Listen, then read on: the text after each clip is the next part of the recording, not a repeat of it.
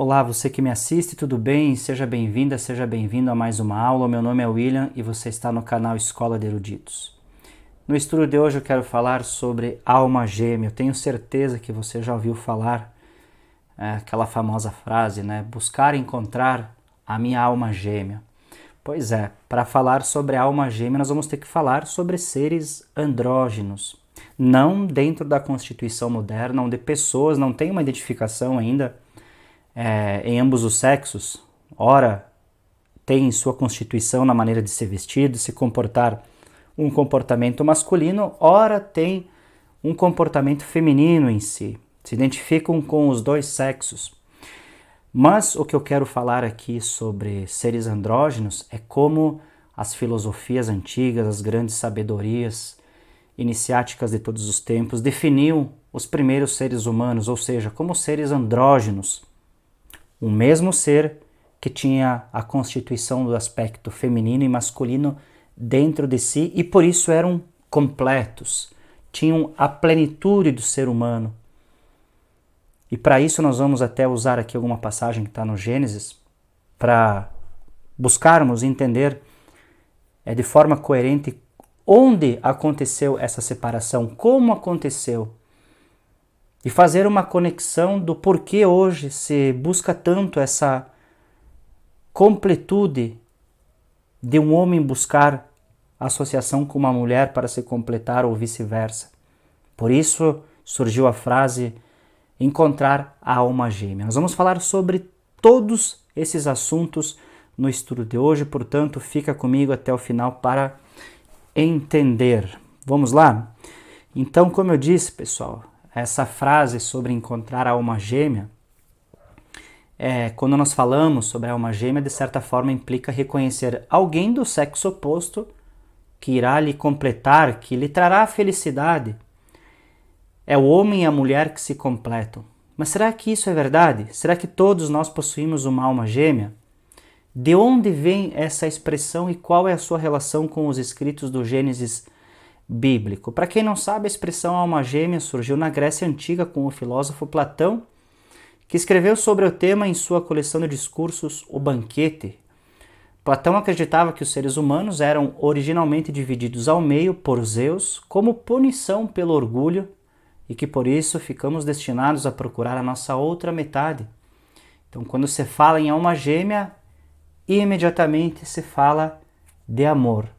E um dos grandes mandamentos do nosso mestre, Jesus nos deixou um dos mandamentos que é justamente sobre o amor, ele fala sobre o amor. E um deles, doutor da lei, interrogou para o experimentar, dizendo: Mestre, qual é o grande mandamento na lei? E Jesus disse-lhes: Amarás o Senhor teu Deus de todo o teu coração, de toda a tua alma e de todo o teu pensamento. Este é o primeiro e grande mandamento, e o segundo semelhante a este é: amarás o teu próximo como a ti mesmo. Destes dois mandamentos dependem toda a lei e os profetas. Mateus 22, 35 a 40. Bem, para poder amar, é preciso exercer uma capacidade interior. Para buscar a alma gêmea, é preciso amar. Mas nós só podemos amar alguém quando nós amamos a nós mesmos. Aqui eu quero que você guarde isso. Amar a si mesmo tem a ver com a androginia que veremos mais adiante. E de fato, se não conseguirmos amar, obviamente vai existir um vazio que não permitirá alcançar a completude de nós mesmos, ou seja, não conseguiremos nos amar e nem amar a ninguém. Então, para podermos amar, é preciso nos amar. E para encontrar a alma gêmea, é preciso ter amor. Mas o que é alma? Você já se perguntou o que será que tem na constituição do ser humano quando se fala de alma? A alma pode ser considerada, pessoal, como a sede dos sentimentos. Em outras palavras, a alma é o conjunto dos sentidos, dos sentimentos, das emoções e instintos. Ela pode ser considerada como o corpo astral que carrega em si os pensamentos, o raciocínio, a dedução, a indução, a lógica. E sendo assim, quando nós falamos em alma gêmea, estamos falando de uma alma igual à nossa, ou seja, que nos completa em todas as nossas características. Por isso que existe a dificuldade de encontrarmos a nossa alma gêmea, você não concorda? Então, tanto o homem como a mulher confundem muitas vezes esse amor, essa busca pela alma gêmea com atração, porque são atraídos pela forma dos seus semelhantes, sem saber o conteúdo interior, ou seja, a alma. São atraídos pela beleza, isto é, pelo externo, sem conhecer o interno, ou seja, a alma. Então estão longe de conhecer a sua alma gêmea. Atração é apenas fantasia e não realidade. Atração é prazer e não é amor. Não é alma gêmea. A atração seria o primeiro impulso, mas não o único para descobrir a sua alma gêmea. Então existe um impulso, pessoal, dentro da nossa alma, dentro da nossa constituição, que pode ser chamado de impulso animal, que é justamente a conexão do desejo, conecta-se com o prazer, é a paixão. Então é um desencadeamento que começa pelo desejo de obter prazer, mas não apenas por sentir prazer. É porque ele está apaixonado. Veja que interessante, a palavra apaixonado tem origem na palavra paixão, que vem do latim tardio passionis, derivado de passus, que significa, veja só, sofrer.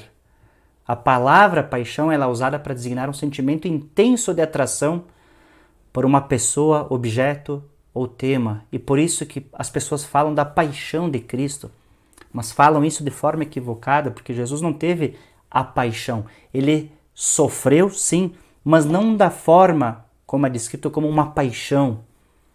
Não tem nada a ver com isso. A paixão pode também ser usada para descrever o interesse. Veja só, o interesse ou admiração por um ideal, por uma causa, por uma atividade, mas ainda não é amor. Voltando no sacrifício de Jesus, o que ele fez foi amor. Estar apaixonado é um perigo porque pode fazer uma pessoa sofrer por não ser correspondida, ou seja, por não existir amor recíproco entre duas pessoas. Estar apaixonado não significa que você encontrou a sua alma gêmea, é apenas um instinto, e muitas pessoas sofrem por acreditar que encontraram a sua alma gêmea, que estão amando alguém. E para existir o amor, pessoal, é necessário existir valores, e para falarmos de almas gêmeas, precisamos falar de valores superiores da alma, porque a alma tem dois níveis, ou pode ser considerada tendo dois níveis. O nível que é incompleto por ser de instinto animal, atribuído às coisas do corpo, ou seja, que deseja sentir atração pelas formas exteriores, que busca sentir prazer a qualquer custo. É o instinto humano. E outro nível é o nível superior ao animal, pois busca os verdadeiros valores, a ética, a justiça, a moral, os bons costumes, e esse nível pode ser considerado como o nível espiritual da alma. Esses dois níveis da alma estão descritos no capítulo 5 da carta aos Gálatas, que diz o seguinte: porque a carne cobiça contra o espírito, ou seja, o nível da alma, esses dois níveis da alma, eles conflitam entre si. E o espírito contra a carne, e estes opõem-se um ao outro, para que não façais o que quereis. Mas, se sois guiados pelo Espírito, não estáis debaixo da lei, porque as obras da carne são manifestas, as quais são adultério, fornicação, impureza, lascívia, idolatria, feitiçarias, inimizades, porfias, emulações, iras, pelejas, dissensões, heresias, invejas, homicídios, bebedices, glutonarias e coisas semelhantes a estas, acerca das quais vos declaro, como já antes vos disse, que os que cometem tais coisas não herdarão o reino de Deus. Mas o fruto do Espírito é amor, gozo, paz, longanimidade, benignidade, bondade, fé, mansidão, temperança.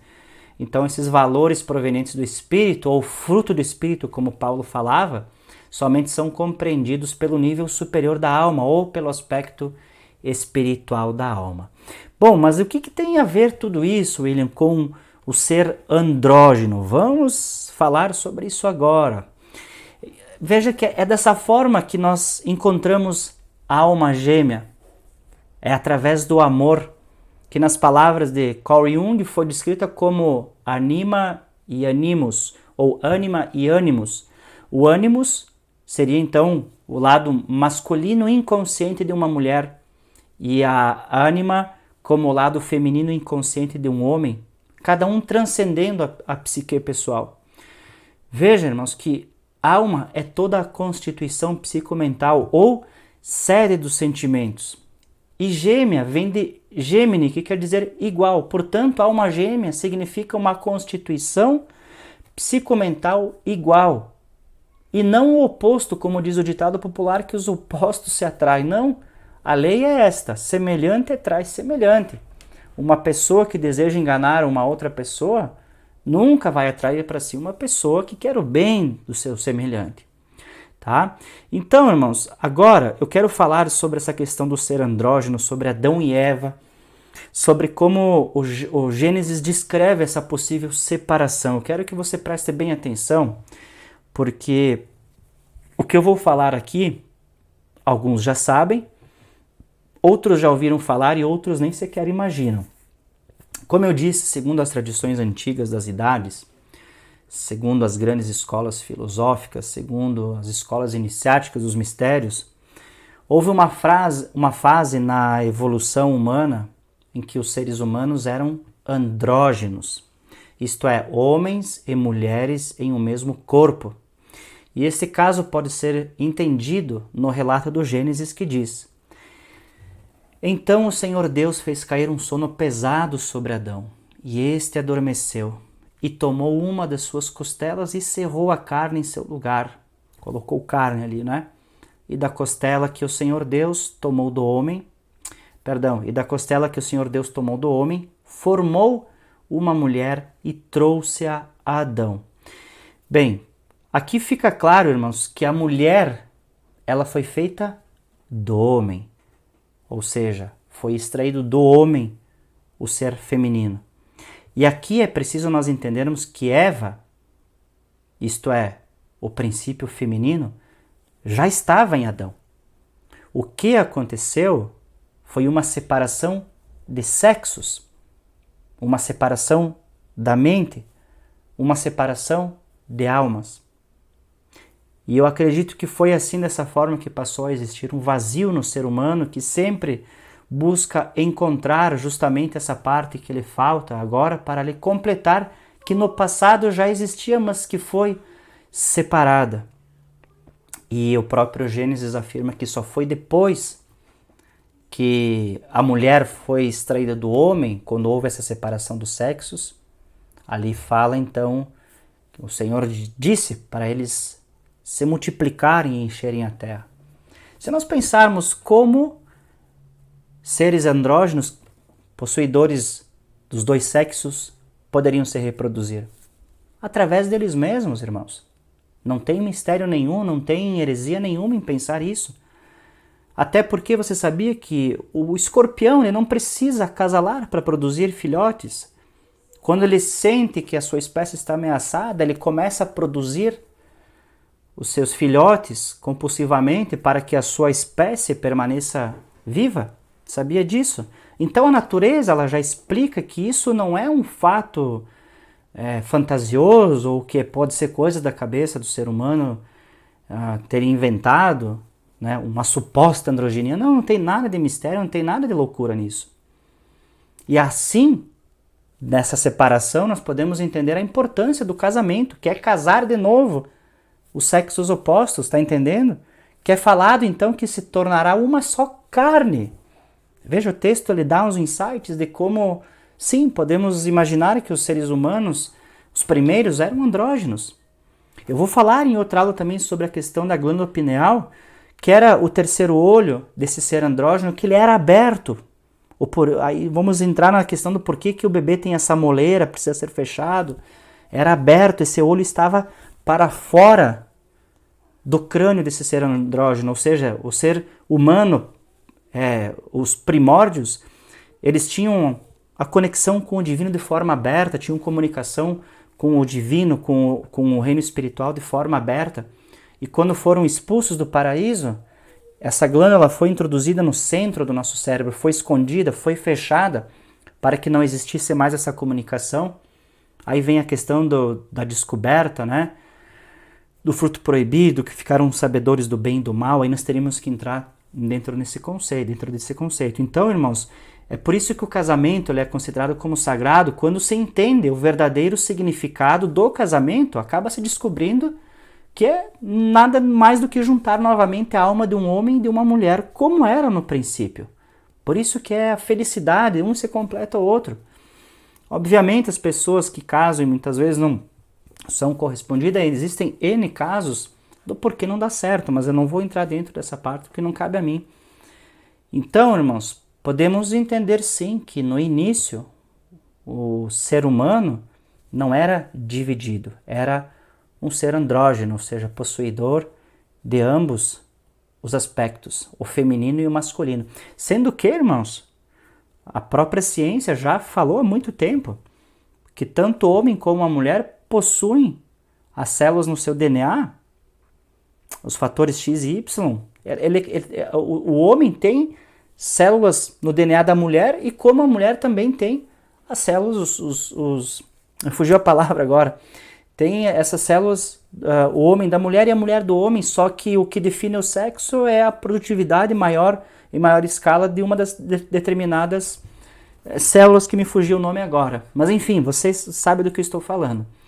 Irmãos, nós vamos continuar a falar sobre esse assunto, ainda mais em outros estudos, porque ainda é necessário para continuar falando sobre isso, nós vamos ter que falar sobre Lilith, sobre Samael, sobre a mistura genética de humanos com anjos, para que esse tipo de assunto fique mais claro e compreendido. Eu sei que não é fácil, mas nós vamos ter que falar sobre isso para que não fique como uma história levada ao pé da letra, onde muitos leem ali no Gênesis e acabam entendendo que tudo que está ali é literal, tá certo, pessoal? Então, eu espero ter contribuído com mais esse estudo, continuaremos a falar sobre isso em outros vídeos. Se você gostou, deixa seu like, se não é inscrito, inscreva-se. Quiser compartilhar com outras pessoas, desejar, fica aqui o meu agradecimento. Vejo você no próximo vídeo, na próxima aula aqui na Escola de Eruditos. Até mais!